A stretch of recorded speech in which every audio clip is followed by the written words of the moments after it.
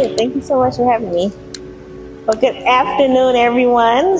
I'm very honored to be here to talk about a topic that's very dear to my heart.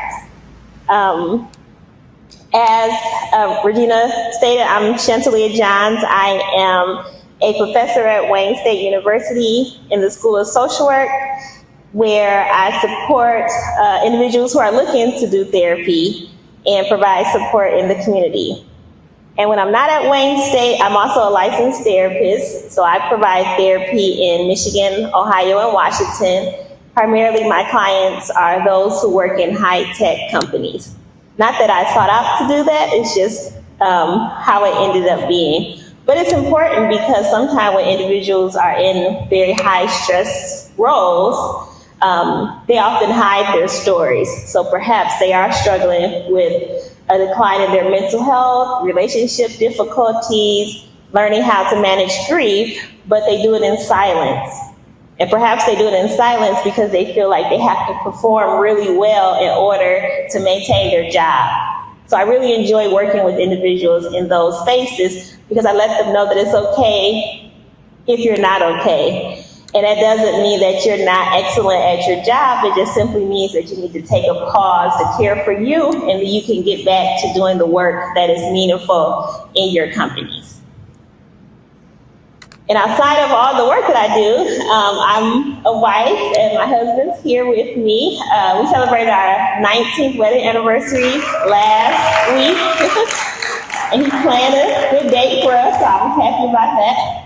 And we are parents of 2 teenagers, and that's all. And that's a blessing to watch them grow. And outside of that, I'm a loving daughter of the Most High God. So the purpose of our session is really to talk about, or just have a conversation about mental health. I know it's a lot of, well, we're getting better at having conversations about caring for our mental health. But we know that there's lots that can be discussed and learned and processed as we navigate this topic. So I'm very thankful I get to be in this space to talk about mental health and answer any questions you all have in hopes that you can take some tools to not only care for those who you interact with on a daily basis, but also check in with yourself, because perhaps you may be experiencing something and you don't have the words for it. So hopefully by the end of this session, you can be courageous to say, you know what, maybe I should check in with me and make sure that I'm doing well. So I'm going to start off our presentation with just some definitions of mental health. That way we can make sure we're all on the same page when I'm talking about the terms that are important to this conversation. So mental wellness is a term that we use just to talk about our overall wellness. So this idea of us checking in with ourselves. So how are we doing emotionally? How are we doing spiritually? How are we doing psychologically? Because our overall wellness plays a key role in how we show up in life. So how we interact with our peers, how we show up at work, how patient we are with our family members. Our overall wellness plays a huge role in that. And then our mental health. So we all have, just like we have physical health, we have a mental health, our brains, which is interesting. I said, we don't really talk about our brains a lot, but they are with us all the time. and it does a lot for us as we process and go through our day. But sometimes we forget that it's there, and it plays a key role, not only in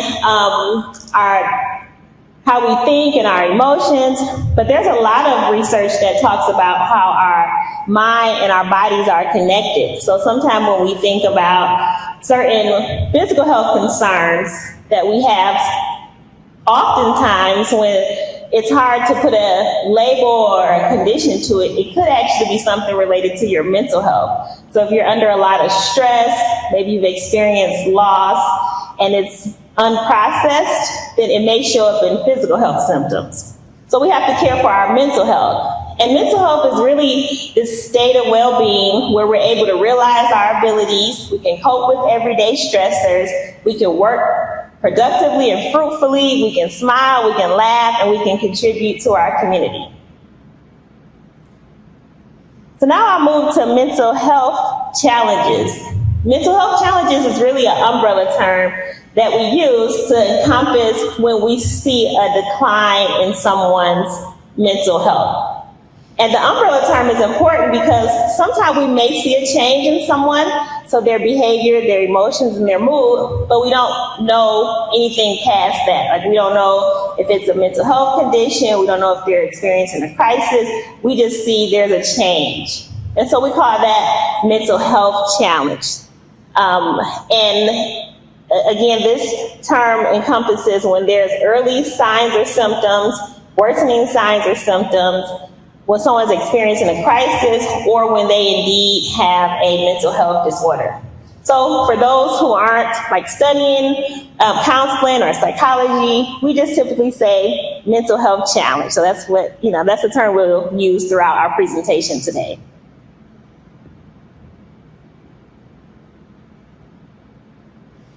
And then mental health disorders is the last term that I'll define. And mental health disorders are diagnosable illnesses. So they have to be diagnosed by a licensed professional. And when someone is experiencing a mental disorder, that's impacting their ability. Sometimes we say it impacts their ability to live, laugh, and love. So it's a condition that maybe causes someone to miss days at work. It can impact their ability to carry out their daily activities. You may see them, again, maybe have some physical health symptoms because there's a decline in their mental health. So mental disorder is typically discussed among mental health professionals, but those who aren't in the mental health space, we just say, I see a change in someone and there's some sort of challenge that could be taking place. And when we talk about the mental health challenge taking place, what I know in my work is that, sometimes we do see, maybe in our own children or our family members, there's some sort of change. Like maybe they were once bubbly and excited about life, and then we notice a change. Or our children once participated in a lot of different activities, and now it's hard for them to get out the room. So that's what I mean by a change in someone's behavior. Sometimes we notice a change, but we don't know what to do. I noticed the uncle is very sad and hasn't really moved a lot and, not himself, but sometimes we don't know what to do. So again, that's why it's important for us to have conversations, because we're not asking you all to become mental health therapists, which that would be great, but we ask you to be curious, see and pay attention to people. I have a colleague that often say, it's okay for us to be nosy. Sometimes we suffer in silence because people say, well, I don't want to get in no one's business, or I notice that she's crying all the time, but hey, there ain't nothing I'm going to deal with. And that's where people end up suffering again in silence, not getting the help that they need, not getting the support that they need. When I do this training where I talk to parents of youth who've experienced a decline in their mental health, I always talk about one young person that I've heard share his story. And one of the things he talked about was that he would be in the classroom and he would run out crying. He would be in the bathrooms and the kids just joked around and no one said anything to him. And so as an adult, looking back at his life, he would say, I wish someone would have said something. Then Nosy asked me what was going on with me, because he was saying it felt like it was just a bottle bubbling over. And if someone would have said something, he would have told them that he was suicidal and he needed support. So thankfully, he got the support that he needed, but his story always stays with me because it speaks loudly to the fact that sometimes we see something happening and we don't say anything for fear of being in someone's business, when in fact, it's okay to say, hey, I noticed that there's a change, or I noticed that you're not as bubbly as you used to. And sometimes people may say, I'm just having a bad day. Because if we all think about our life, we have bad days, we have stress, we have conflict, and it impacts us. But when someone is experiencing that constantly, that's when it becomes a source of concern. So it's okay for someone to say, oh no, I'm just having a bad day, or I didn't finish my deadline, and that's why I'm feeling, I'm looking like this, or I'm not, as happy. That's fine. But when it continues to be a constant change in that person's behavior, maybe they don't come to church anymore, maybe they're isolating themselves, that's when you want to speak up and say something. Just say you're concerned, or state what you notice, and you never know what that can do for someone's health and overall well-being. So in terms of, this is just my only slide on statistics, but I think it just brings to light how common mental health disorders are in our community. And actually, I'm not really sure if this is an interactive session or not, but I'm used to being in the classroom and I talk, like people can raise their hand and say stuff. I hope that's okay. Okay, so just out some numbers, like how often or how common do you think mental health concerns are in our community? Yeah, frequently. Mm-hmm. Way up there, but you know, I yeah, something. Yeah, we all experience that. Yeah. Mm-hmm. Yeah. What about a number? Do you think is 1 in 5, 1 in 10? And it's okay to guess. Yeah, it's actually 1 in 5. And I literally said the answer the first thing came out of my mouth, so I said 1 in 5. So based on this research, 1 in 5 Americans experience a decline in their mental health or have been diagnosed with a mental health disorder. And half of adults who experience a decline in their mental health actually get treatment. Now, 2 things I want to point out here. We have 1 in 5, but you got to think about this is only folks who actually went to a therapist, went to a counselor. So we're only able to study the folks that actually get help.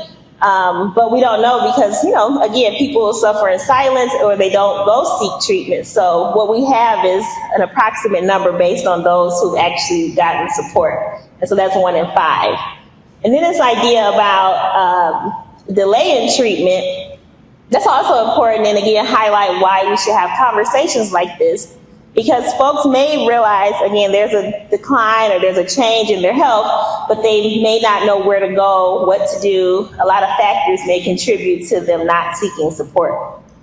So speaking of signs and symptoms, I'm going to talk about the most common mental health disorders, and I'm going to talk about them in relations to signs and symptoms, because again, I want to empower you all to be able to say something when you notice a change in someone's feelings or behaviors or their emotions.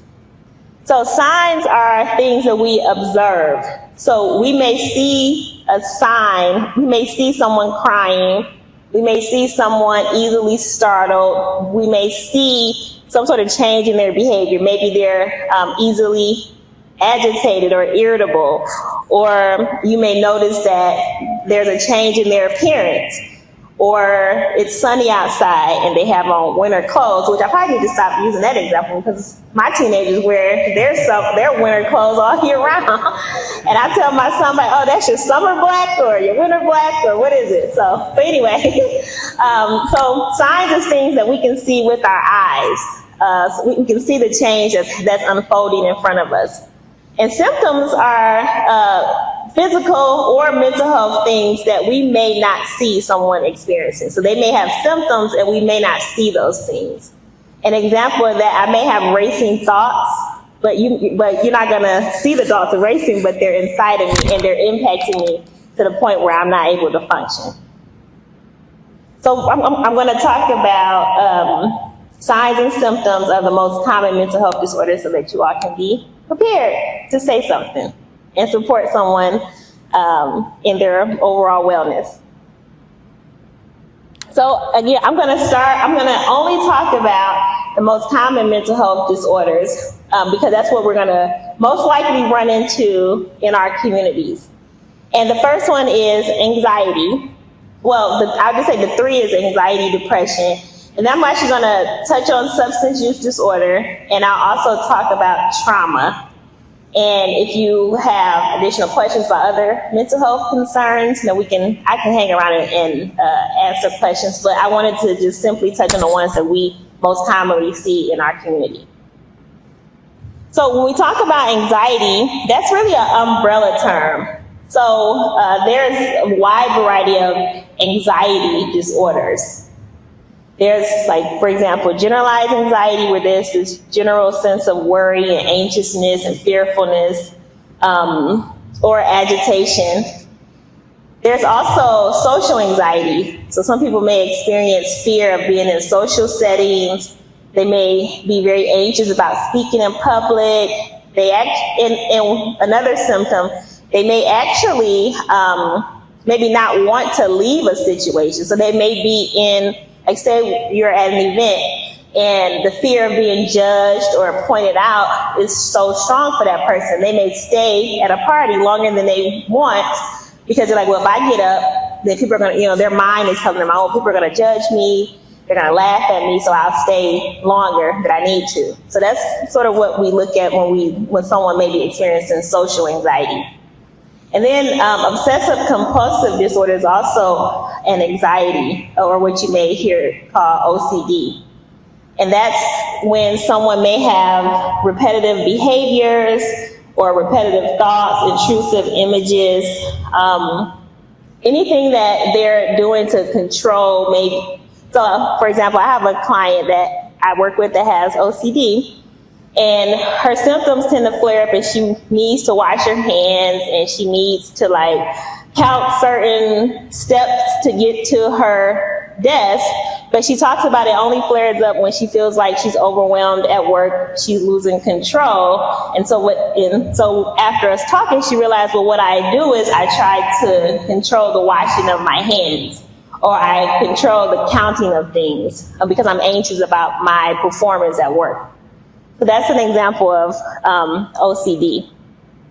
And again, those are mental health disorders that a psychiatrist or a psychologist or a social worker would diagnose for someone.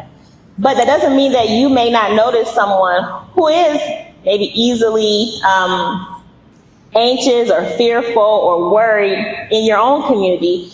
And again, you don't have to be a mental health therapist to state, hey, I noticed that, you're very fearful after, let's say, maybe being in a car accident, and now someone is very fearful and anxious and they don't want to get in the car, they don't want to come to church, they don't want to go to work because of that situation. You, hopefully, after this session, you'll be empowered to say, yeah, I noticed that, there's a change and now you don't come as often, or you don't want to get in the car, or you're clenching on to every piece that you can find in the vehicle because you're very worked up. Now, keep in mind, it's very typical for you to get worked up after a car accident. I mean, we can all probably, when we got in the car, like, oh, here we go, But if it's weeks and weeks on end and you're still not able to progress and you're still very anxious, having trouble sleeping, easily startled, maybe avoiding the situation, then it might be time for you to get some support. So really, one key term under anxiety, and what individuals who experience anxiety tend to do, is use avoidance. So if I'm afraid of, let's say, flying, what I'm going to do? Probably find every reason in the book not to go. So if my job is asking me to go and I'm like, how many hours is it going to take me to get there? And am I really going to, and you find excuses.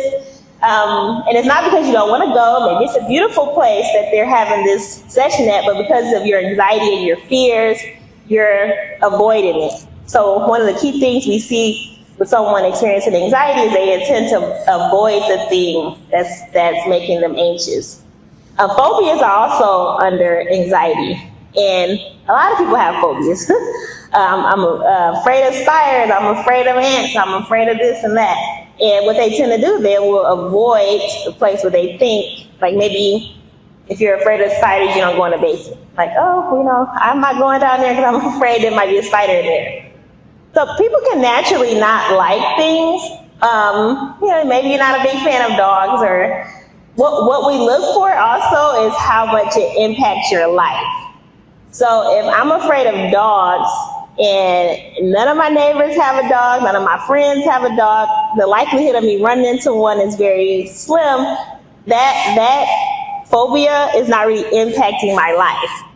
But if we use the example of flying, and I work at a position where they're asking me to go out every month, and that flying is attached to my career, and I'm avoiding the situation to the point where it's impacting my life, then that's when it becomes a source of concern. Mm-hmm. Yeah, because if you're afraid of drowning and you like never go to the water, is it really impacting your life? Generally speaking. We also measure the impact of it. So I can be afraid of something, but if it's not really impacting me, then. Thank you. Mm-hmm. Yeah. So if it's impacting your ability, and so we'll just say if it's impacting your ability to live, laugh, or love, then you might want to speak to someone about it. And what's interesting about anxiety disorders is they're actually one of the easier, quote unquote, ones to treat. And the reason that's the case is because what we do is we use exposure therapy. So we're gradually exposing you to the thing that you're nervous or anxious about, and to the point where you realize that even if you feel that anxiousness, you have some skills, some coping strategies that you can use to progress through that anxiety.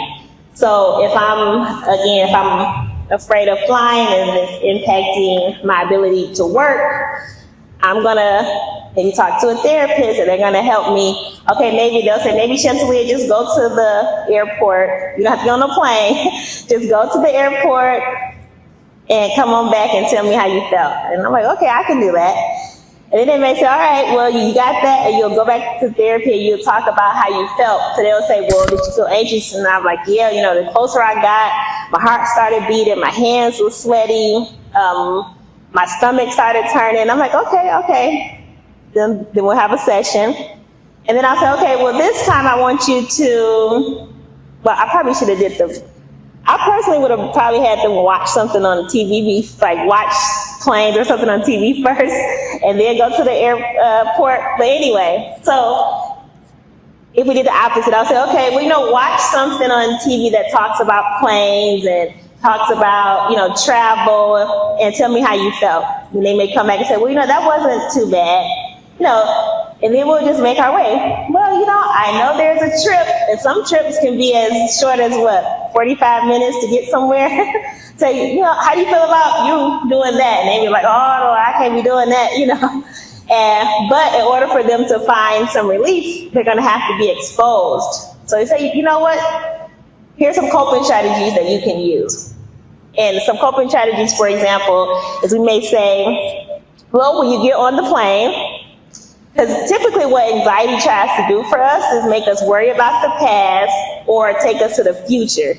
And what we're trying to get someone to be is in the present. So if I'm saying, hey, okay, I need you to go, and you're going to do this 30-minute it's like Chicago. I think that's short, right? To get like 45 minutes, something like, short. Or maybe a trip to Atlanta, I don't know. But anyway, I said, you're going to do this short plane ride.